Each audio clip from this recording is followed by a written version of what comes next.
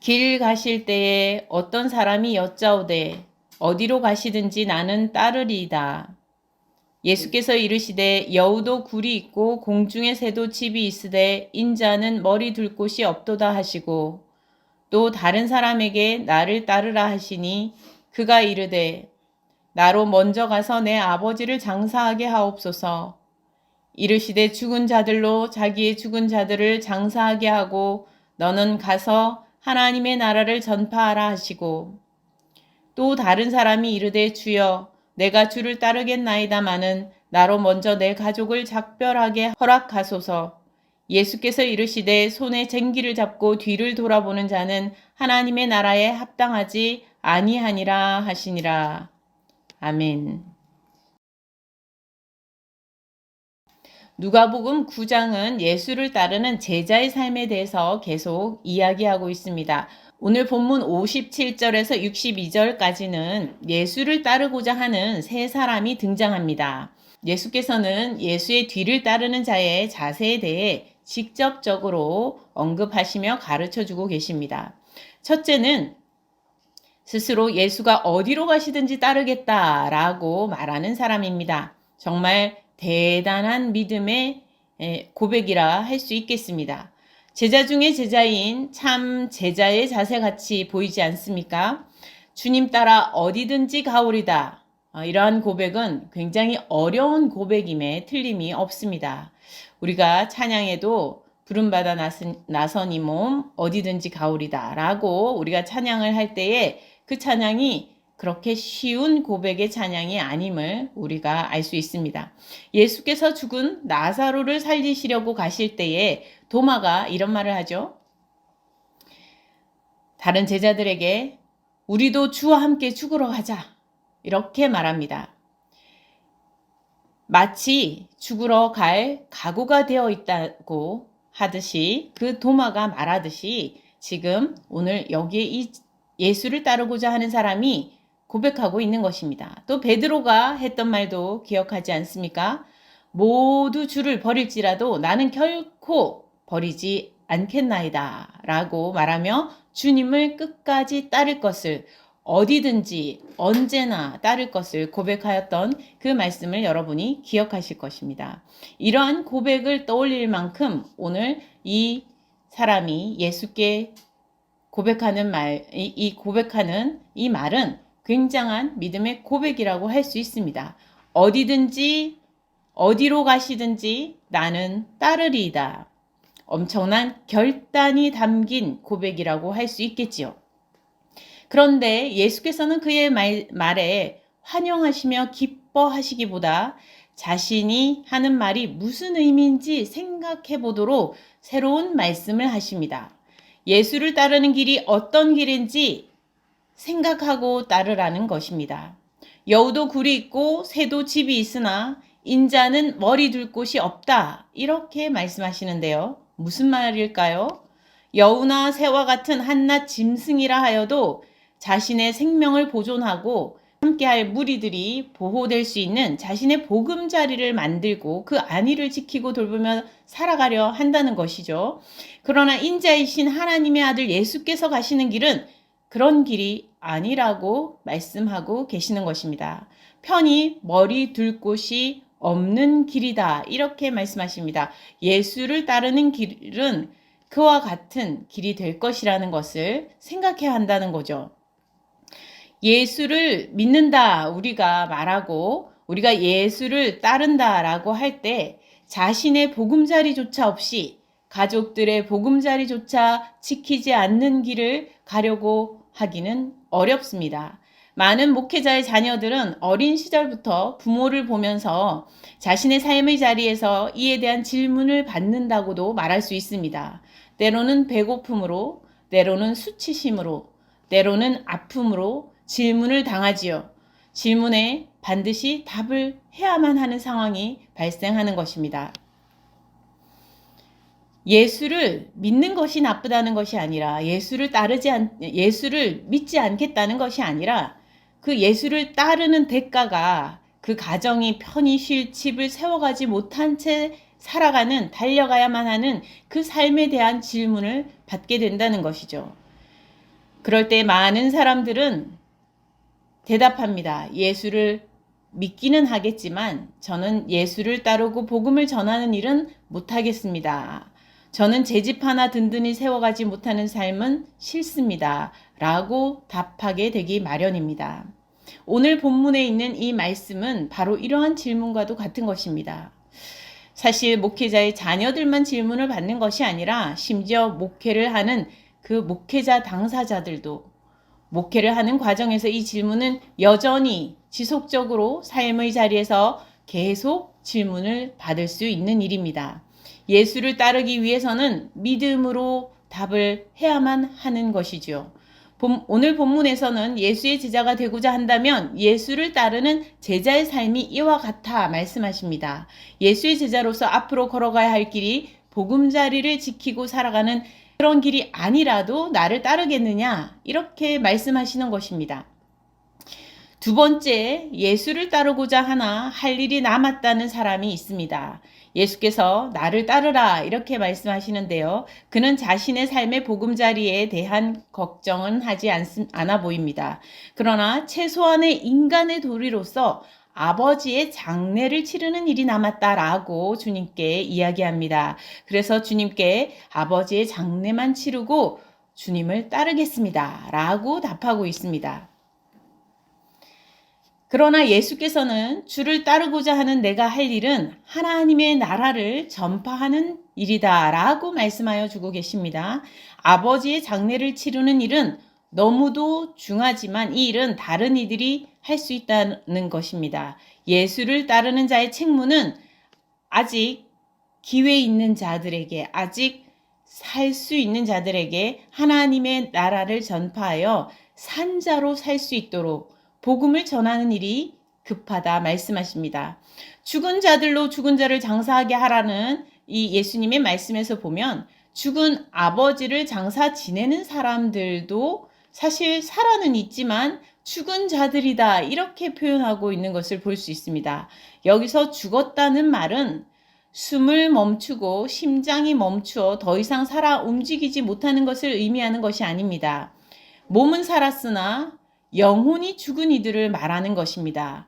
영혼의 호흡이 멈추었고 영혼의 심장이 뛰지 않으며 더 이상 하나님 앞에서 예수 앞에서 살아있지 못한 이들, 예수 앞에서 생명을 잃어버린 자들이라는 것입니다. 사망의 그늘 아래 놓인 채 살아가는 자들, 살았으나 생명을 잃어버린 채 죽은 자로 있는 이들을 말씀하고 있습니다. 예수께서 너는 가서 하나님 나라를 전파하라 이렇게 말씀하십니다. 장례식장에 가더라도 장례식에 가서 죽은 자들이 죽은 자를 묻어주는 그 일 자체가 아니라 가서 하나님의 나라를 전파하라는 거예요. 그곳에서 하나님의 나라가 전파되도록 죽어가는 생명들이, 죽어있는 생명들이 다시 살 수 있도록 복음을 전하라는 말씀을 하고 계신 것입니다. 참 생명이 되시고 새 생명을 주시는 예수를 전하라는 것이죠. 예수를 전파하고 하나님의 나라를 전파하는 것이 예수를 따르는 자가 할 일이라는 것입니다. 너는 가서 하나님의 나라를 전파하라. 예수를 믿어 생명을 다시 얻고 예수를 따르며 이 구원의 복음을 전파하는 삶. 그것은 육신의 삶과 죽음의 문제를 넘어서는 일이라는 것이죠. 육신의 삶과 죽음, 장래 이러한 문제를 훨씬 더 뛰어넘는 하나님 앞에서 진정 살게 되는 생명을 얻는 삶에 초점을 맞추고 살아가는 삶이라는 것입니다. 육신이 사느냐 죽느냐보다 중요한 것이 있다는 것이죠. 하나님의 다스림이 있고 하나님의 통치가 있는 하나님의 나라를 구하느냐 아니냐라는 것이 훨씬 더 그 삶에 우리가 초점을 맞추고 살아가야 할 예수의 제자된 삶이라는 것입니다. 인간의 도리를 다하기 위해 죽은 자를 묻는 정중하게 귀하게 묻는 그 일을 감당하는 그것보다 훨씬 더 중요한 것은 영원히 살고 죽는 문제에 초점을 맞추고 사는 것이라는 것입니다. 하나님의 나라를 구하며 여기에서 이 땅에서의 삶과 죽음으로 끝나는 것으로 바라보는 관점이 아니라 영원한 삶으로 열려있는 하나님의 나라를 향하여 우리가 부름받고 있는 그 삶의 자리에서 삶과 죽음의 문제를 바라보는 그러한 새로운 관점이 중요하다는 것입니다. 삶과 죽음을 바라보는 완전히 새로운 관점이 필요하다라고 말씀하고 계십니다. 예수를 따르는 삶은 이 땅에서의 살고 죽느냐에 모든 것이 걸려 있다라고 바라보지 않는 것입니다. 영원한 삶으로 초대받고 영원한 죽음에 놓일 수 있는 그러한 위기 앞에 있는 것을 바라보는 관점을 갖는 것입니다. 세 번째, 예수를 따르고자 하는 사람은 모든 준비가 끝났고 이제 가족과 작별 인사만 하면 된다라고 예수님께 말씀을 드리는 사람입니다. 이 사람은 정말 모든 준비가 끝난 것 같습니다. 이제는 내가 떠납니다 라고 떠난다는 말 한마디만 하면 되는 그런 상태라는 것이죠. 그러나 주께서는 이미 손에 쟁기를 잡고서 해야 할 일은 뒤를 돌아볼 것이 아니고 앞으로 나아갈 일이라고 말씀하여 주고 계십니다. 이러한 비유는 우리에게 아주 쉽고 빠른 이해를 도와주지요. 쟁기가 무엇입니까? 쟁기는 밭을 갈 때 사용하는 농기구입니다. 물론 요즘에는 이런 쟁기를 사용하는 것이 아니라 최첨단화된 그런 밭 가는 기계들이 다 있지요. 하지만 얼마 전까지만 해도 제가 어릴 때만 해도 이 쟁기로 밭을 가는 모습을 보아왔습니다. 쟁기는 소가 앞에서 끌어주고 농부가 뒤에서 잡고서 따라가면서 밭을 갈도록 설계된 그런 농기구이죠. 우리나라에서는 밭을 가는 가장 오래된 농기구로서 주전 한 3,000년 전쯤에 돌보습이 황해도 지탐리에서 발견되었다고 합니다. 벼 재배에 관한 흔적이 우리나라에서는 한 3,500년 정도 전, 주전 3,500년 정도의 전라남도 나주군에서 또 2000년, 주전 2000년에서 3000년 경에는 경상남도 김해 연안에서 또 주전 2000년, 2300년 정도 전에는 울산 방어진에서 발견되어 거기에서 돌보습이 썼을 것으로 추측하고 있습니다. 그러다가 기원전 한 1000년쯤 됐을 때 이제 나무로 만들어진 쟁기가 나오는데 거기에 바퀴도 달리고 소가 끌어주는 그런 형태로 바뀌었다고 합니다. 기원전 2, 3세기에 이제 철제 농기구가 발달을 하면서 거기에 이제 철기구도 같이 보완이 되어서 발전하여 갔을 것으로 보고 있는데요. 우리 20세기에 우리가 그동안 이렇게 제가 어릴 때 보았던 그런 쟁기라든지 여러분이 보았던 그런 쟁기 그 모양과는 옛날에는 어느 정도 달랐을 수 있습니다. 오늘 구약 본문에 읽었을 때 엘리야가 엘리사를 제자로 부르는 그 과정에서도 보니까 엘리사가 쟁기를 끌고 있는 과정이 나오지 않습니까? 거기에서 보면 소가 여러 마리들이 이 쟁기를 한 번에 끌고 있는 것을 볼 수 있습니다. 그래서 이 쟁기가 소를 끌고 있는 그런 형태의 이 쟁기는 아주 오래전부터 농사가 시작된 수천 년 전부터 주전 수천 년 전부터 이렇게 활용되었던 것을 볼 수 있습니다. 예수께서 말씀하실 당시에도 쟁기가 소를 앞에서 끌고 농부가 뒤에서 따르는 그런 형태로 사용되었을 것은 너무나 지당한 일인 것이죠. 농부가 손에 쟁기를 잡고서 지금 소가 앞에서 끌고 있는 상황에서 뒤를 돌아본다는 것이 말이 되겠습니까?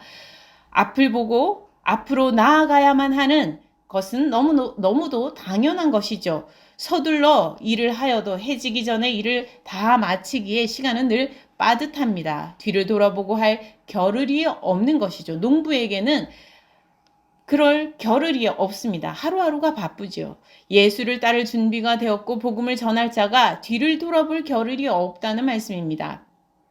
하나님의 나라가 가까이 왔고 십자가를 향하여 가셔야 할 주님의 발걸음은 너무도 긴급하기 때문입니다. 인류의 시작부터 기다려오신 주님의 구원의 사건, 구원의 역사는 곧 그 마지막을 향하여 구원을 이루는 그 마지막을 향하여 나아가고 있기 때문입니다. 예수를 따르는 자는 그 어떤 이유로도 주님을 등질 조건이나 그러할 겨를이 없다는 말씀입니다. 주님을 향해 서고 주님을 바라보고 서고 주님만을 따라가야 할 때라는 것이죠. 오늘 이 말씀을 통하여서 예수를 따르고자 하는 세 사람을 우리는 깊이 생각해보고 또한 우리 자신의 모습을 살펴보아야 하겠습니다. 우리가 주님을 따르려고 할 때에 우리의 자세와 우리의 책무를, 우리의 지금 인생의 타이밍을 살펴보아야 할 때라는 것이죠. 예수를 따르고자 한다면 더 우선해야 할 것이 있습니다. 우리의 보금자리를 세우는 일보다 예수를 따르는 일이 우선이 되며 육신의 삶과 죽음의 문제보다, 이 땅에서의 삶과 죽음의 문제보다 예수를 따르는 일이 더 우선되며 하나님의 나라를 선포하는 일이, 전하는 일이 더 우선되며 어떠한 이유로도 예수를 등질 조건과 겨를이 없다는 것입니다. 예수를 믿고자 하나 예수를 따르는 일은 참으로 어려운 일이 틀림없습니다. 우리 스스로 할 수 있는 일이 사실 아니라 할 수 있겠습니다. 하나님의 도우심과 예수의 이끄심을 온전히 의지하며 나아갈 때에만 우리가 주님을 따를 수 있는 것입니다. 우리는 주님을 따라 한 걸음 한 걸음 오늘부터 더 앞으로 나아갈 수 있기를 바랍니다. 뒤를 돌아보는 자가 아니라 주님을 따라서 주님을 바라보고서 주님께서 가시는 길에 내 마음의 초점을 맞추고서 하나님 나라가 선포되는 일에, 전하여지는 일에, 확장되어지는 일에 우리가 초점을 맞추고서 한 걸음씩 앞으로 나아갈 수 있기를 바랍니다. 오늘도 주님을 의지하며 주님을 따르는 믿음의 제자들 다 되시기 바랍니다. 함께 기도하시겠습니다. 주님, 우리를 제자로 불러주심 감사합니다. 예수를 따르고자 하는 우리에게 오늘 들려주신 말씀을 기억하게 하옵소서. 이 말씀을 깨닫게 하여 주시고 주님의 말씀을 믿고 믿음으로 응답할 수 있는 제자가 되게 하여 주시옵소서. 우리의 집을 세우는 일보다 주님을 따르는 길을 기뻐하며 하나님의 나라를 세우기를 기뻐하는 자가 되게 하여 주옵소서. 하나님 앞에 죽은 자가 아니라 산 자로 살게 하옵소서. 이 세상에는 십자가에 못 박혀 죽은 자가 되게 하시고 하나님 앞에서 다시 산 자가 되게 하여 주시옵소서. 죽은 자를 살리는 복음을 전하는 일을 기뻐하게 하여 주옵소서. 하나님 나라를 어디를 가든지 하나님 나라를 전파하며 복음을 전하는 자가 되게 하옵소서. 가서 너희는 하나님 나라를 전하라 말씀하시는 그 말씀에 아멘 응답하며 살게 하옵소서. 어떠한 이유로도 주님께 등지지 않게 인도하여 주옵소서. 오직 주님을 바라보며 주님을 뒤쫓는 제자가 되기를 원합니다. 주님, 우리의 발걸음이 뒤를 향하지 않게 하시고 주님을 향하여 앞으로 향하여 나아가는 오늘 하루하루가 되게 하여 주옵소서. 비전 나눔 교회 성도들 한 사람 한 사람 주님 붙들어 주시어 우리 교회 성도들을 통하여 하나님 나라가 전파되게 하시고 복음이 전하여지는 놀라운 역사가 있게 하여 주시옵소서. 예수 그리스도의 구원의 역사가 교회를 통하여 일어나게 하여 주시옵소서. 한 주간도 주님의 제자로 주님을 따르며 주님을 뒤쫓으며 사는 삶이 되게 하여 주시옵소서. 모든 것을 감사드렸고 주님께 맡기오며 예수 그리스도 이름으로 기도드립니다. 아멘.